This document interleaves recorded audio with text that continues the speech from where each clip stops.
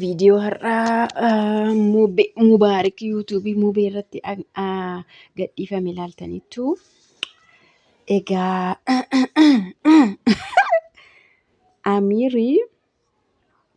Amiir jechuudha. Dura Sumayyaan wulataan irraa qabdii. Kanaaf an Sumayyaa wajjin ta'uun qabaa. Sumayyaadhaa fi qalabatii godhuun qabaa. Sumayyaa ijoollee ishii faanan jaalladhaa. Sumayyaa nan fuudhaa kan jedhe eenyu ture? Akkas jedhes immoo deemee ni dhabne. Waa'ee sababii kanaatti miti Amiir kan hidhame. Achi booda Sa'idoonis maal jedhee sadhumaa jechuudha maasxanqaqaa kenneefii ture. Amiir Sumayyaa irraa haa fagaatu. Haaluma kamiin iyyuu egaa har'aa akkuma viidiyicha argitanii Sumayyaa fi Amiir kanaan dura bifa kanaan akka isaan achi cufan argineerra. Isa booda Sa'idoo kakaasanii Sa'idoo waan baay'ee keessa gashaniiru jechuudha. Amiiriif Sumayyaan wal fuunadhanii jechuudha. Akkasii mitiire achi Sumayyaan wulataan irraa qabdii cakka keessaa maali keessaa na baaste. Kanaaf immoo waan barbaadden isheedhaa ta'a jedheetu dhufee sababa inni duruma isaayyuu gara caakkaatti galii maraataa ta'e sababa beetiitti jechuudha. Beetiin irraa adda baanaan sababa beetiitti jechuudha. Beetiin immoo Mubaa sana faana taatee jirti jechuudha. Isa inni qalabatii godheeraaf ture. Isa faana wal jaallatanii turanii. Garuu maalidha seetanii Amiiris cal jedheetu malee kan itti maraate iyyuu beetiidhaaf jedhee maraate. Garuu beetiin erga irraa deemteeti immoo maa gochuu waan hin dandeenyeef maraanna sana keessa Sumayyaan isa baasna Sumayyaa fuudhaa ijoollee ishii faana jedhee as bahee jechuudha. Achi booda Sumayyaanis Sa'idoo kan itti fakkeessuudhaaf wajjin acabaccabaa turte jechuudha. Har'a garuu maaltu ta'e seetanii har'a garuu kan dubbiin Amiirii fi dubbiin Sumayyaa hafeera jechuudha. Akka viidiyoo har'aatti dubbiin Amiirii fi dubbiin Sumayyaa akka hafettidha jechuudha.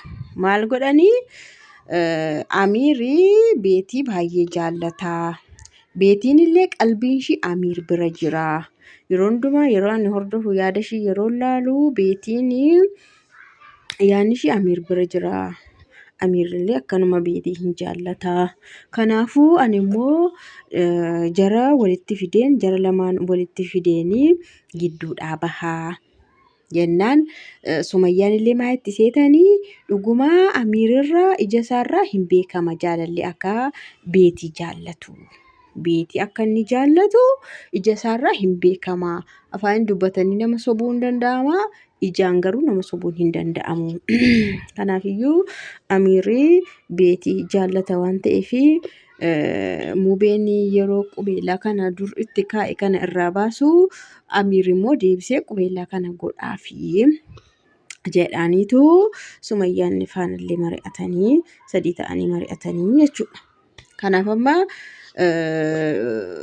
Mubeen sun maaf dhiisaa qalbiin ishii beetiin qalbiin ishii Amiir bira jira. Amiir illee akkasuma. Akkamitti seetanii Sa'idiin kadhattee na akkasitti akkamitti kana murteessitee kun rakkoodha. Isheen si jaallatti yoo ta'e jennaan lakkan immoo barbaadu dhimma kana keessaa ba'uun barbaada. Mubaan sun jechuudha. Ani as keessaa ba'uun qabaa. Duras beetiin kan Umar turte kan Amiir turte amma garuma Amiiritti haa deebitu jedhetu waan hundumaa irraa baasee qubeellaaf isa dura irraa baasee fuudhee Amiiritti kennee intaloon geessan maal taate seetanii yeroo sanaa hin gaggabdee akkamitti kun ta'aa jettee gaggabdee. Garuu Amiiriin iyyuu kan Sa'idoo kadhatee jedhee Sa'idiin kadhatee hidhaarraa hiiksise koo beetiidha. Amiiriin jechuudha. Amiiriin kadhattee Amiiriin hidhaadhaa hiikeefi Sa'idoon. Kanaaf dhuguma beetittiin hin jaallatti. Garuu amma garuu Sumayyaanis geemii sana keessaa Amiirarraa fagaattee jirti jechuudha. Maaliif viidiyoo akkanaa hojjetan beektu? Sumayyaa maqaa ishii sirreeffachuuf jetteetu. Maaliif viidiyoo akkanaa hojjetan beektu? Sumayyaan maal jedhamte mana hidhaa keessaa baate seetanii? Haadha manaa namaa waan ta'eef karuma kamiin iyyuu si gaafachiisaa. Akkanatti yoo deddeemte olii gadi dhiira bukkee deddeemte yakkadha si gaafachiisa. Ammallee of eeggannoo godhii. Yoo Saidiin immoo kaan irraa buusettee fedhii mataa keetiin deemte qabeenya humaayyuu hin argattu. Kanaaf ati furmaata ati qabdu akka Said ofiisaatiin fedha isaatiin fedhee nikaa sirraa buusu kaka'umsa gochuu qabda malee ofii keetiin kallattiidhaan Saidirraa nikaa naa buusi yoo jette qabeenya humaa hin argattu. Kanaafiyyuu kanaafidha kan isaan amma Sumayyaa bilisa baasuuf jedhaniitu beetii fidanii Amiiritti xindoochi godhan jechuudha. Fiqiranyaamochi godhan jechuudha.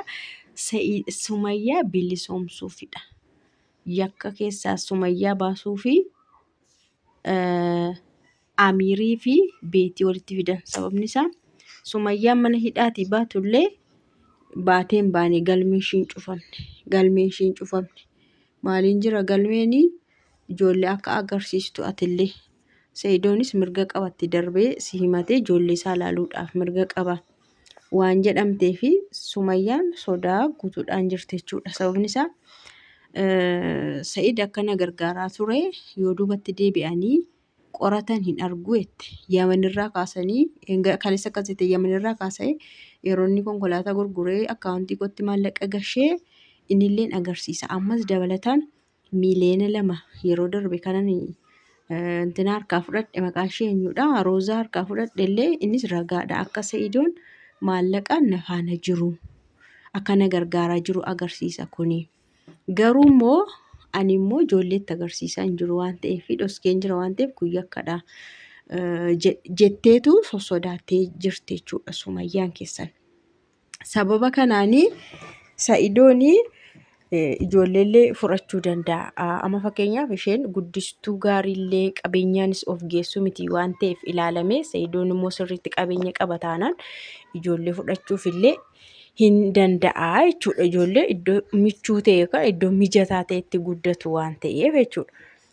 Kanaafiyyuu Sumayyaa bilisa baasuuf jedhanii Sumayyaan humaa keessa akka hin jirree fi humaa gochaa akka hin jirre nama biraa afaanis akka hin jirre inni kanaan duraa immoo biraankii yookaan qoosaa Saidoo aarsuudhaaf jedhamee akka hojjetame itti deebisuuf jedhaniitu isa duraa jechuudha.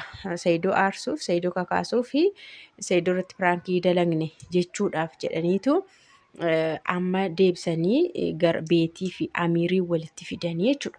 Kun baay'ee xiinxala kiyyadha.